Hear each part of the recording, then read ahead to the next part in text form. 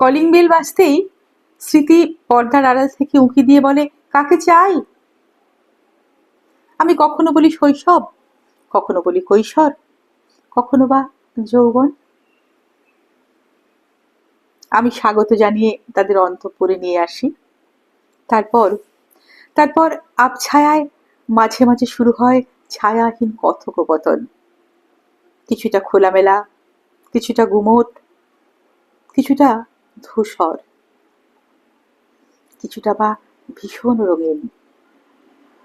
কখনো রাশভারী বর্তমান এসে আমার সামনে গণিতের পাঠ রেখে দিয়ে বলে, কষো, এই অঙ্কটা কষেই তুমি আমায় দেখাও। আমি ভাবনায় পড়ে যাই। কখনো মেলে, কখনো দুইয়ে দুইয়ে চার মিলে গেলে আমি প্রসন্ন মুখে হাসি। মাঝে মাঝে শূন্যের গুণিতক আসে।